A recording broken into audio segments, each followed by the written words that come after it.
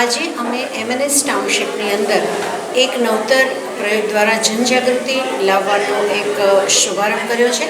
આજે અમે એક પ્લાસ્ટિક અવેરનેસ માટે, પ્લાસ્ટિક જનજાગૃતિ માટે કે પ્લાસ્ટિકનો વપરાશ ઓછો કરવો એના માટે સંદેશ આપતું એક નાનકડું નાટક અતિ સર્વત્ર વર્જાયેલ નામનું એક નાટક અમે રજૂ કર્યું, જેની અંદર દેવોના પાત્ર દ્વારા પ્લાસ્ટિક જે છે, પ્લાસ્ટિકની કેટલી વિટંબણા પૃથ્વી પર છે એ અમે સંદેશો આપ્યો.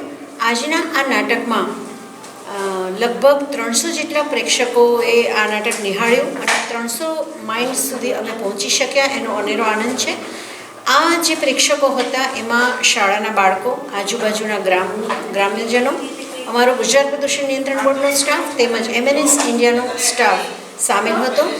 અને હવે અમે નક્કી કર્યું છે કે આવા જનજાગૃતિના કાર્યક્રમો સમયાંતરે કરવા, અને MNS ઇન્ડિયાએ પણ એક કમિટમેન્ટ આપ્યું છે કે ક્વાર્ટરલી આપણે આવા કંઈને કંઈ કમ્યુનિટીને સાંકળી અને આવા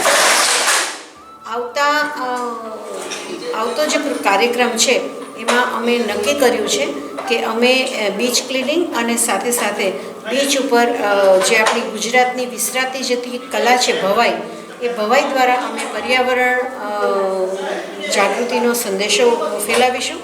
તો ગુજરાત પ્રદૂષણ નિયંત્રણ બોર્ડ વતી હું સુરતવાસીઓને ફરી અપીલ કરું છું કે આપ પ્લાસ્ટિકનો વપરાશ ઘટાડો, સાથે સાથે આપની રોજિંદી પ્રવૃત્તિઓ એવી રાખો કે જેથી ઓછામાં ઓછા પ્રદૂષકો પર્યાવરણમાં ઠલવાય અને આપણી પ્રકૃતિ છે એ જ આપણું સ્વર્ગ છે.